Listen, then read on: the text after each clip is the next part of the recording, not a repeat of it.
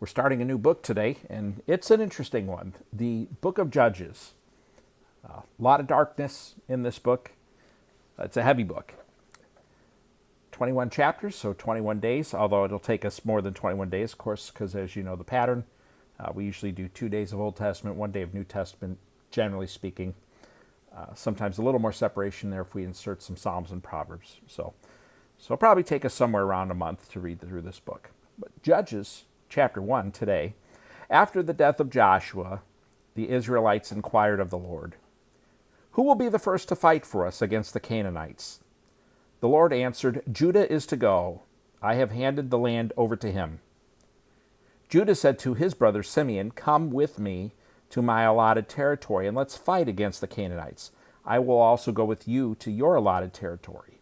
So Simeon went with him. When Judah attacked, the Lord handed the Canaanites and Perizzites over to them. They struck down 10,000 men in Bezek. They found Adoni-Bezek in Bezek, fought against him, and struck down the Canaanites and Perizzites. When Adoni-Bezek fled, they pursued him, caught him, and cut off his thumbs and big toes. Adoni-Bezek said, 70 kings with their thumbs and big toes cut off used to pick up scraps under my table. God has repaid me for what I have done." They brought him to Jerusalem, and he died there. The men of Judah fought against Jerusalem, captured it, put it to the sword, and set the city on fire. Afterward, the men of Judah marched down to fight against the Canaanites who were living in the hill country, the Negev and the Judean foothills. Judah also marched against the Canaanites who were living in Hebron. Hebron was formerly named Kiriath Arba. They struck down Sheshai, Ahiman, and Talmai. From there they marched against the residents of Debir. Debir was formerly named Kiriath Sepher. Caleb said, "Whoever attacks and captures Kiriath Sepher, I will give my daughter Aksah to him as a wife."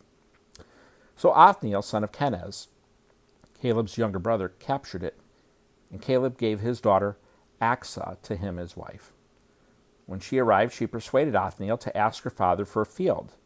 As she got off her donkey, Caleb asked her, "What do you want?" She answered him, "Give me a blessing. Since you have given me land in the Negev, give me springs also." So Caleb gave her both the upper and lower springs. The descendants of the Kenite, Moses' father-in-law, had gone up with the men of Judah from the city of palms to the wilderness of Judah, which was in the Negev of Arid. They went to live among the people. Judah went with his brother Simeon, struck the Canaanites who were living in Zepheth, and completely destroyed the town. So they named the town Hormah. Judah captured Gaza and its territory, Ashkelon and its territory, Ekron and its territory. The Lord was with Judah and enabled them to take possession of the hill country, but they could not drive out the people who were living in the plain, because those people had iron chariots.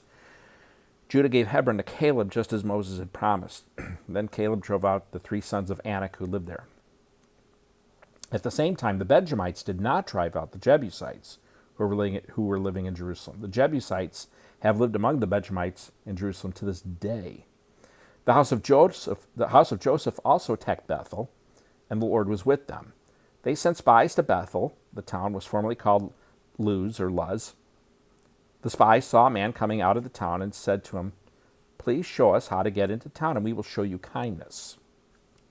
When he showed them the way into town, they put the town to the sword, but released the man and his entire family.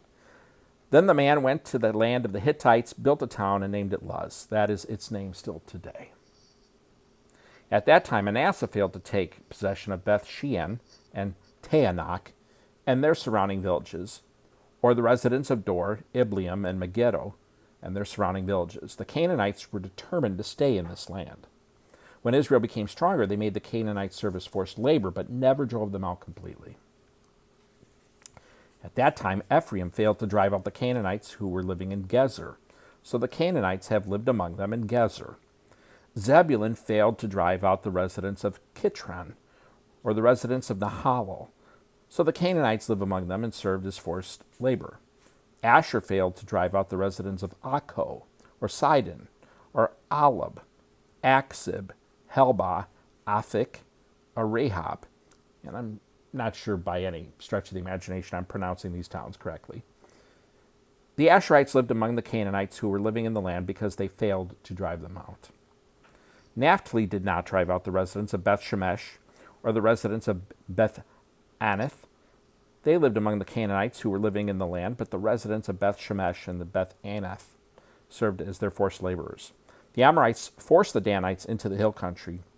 It did not allow them to go down into the valley. The Amorites were determined to stay in Harheres, Aijalon, and Sha'abim.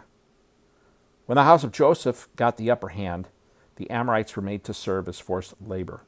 The territory of the Amorites extended from the Scorpion's ascent, that is, from Selah upward.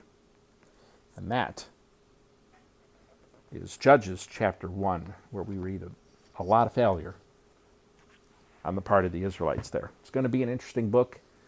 Some of it's pretty heavy, some of it's pretty gross. But thanks for joining me today. Hope to see you tomorrow. Hope you have a wonderful day.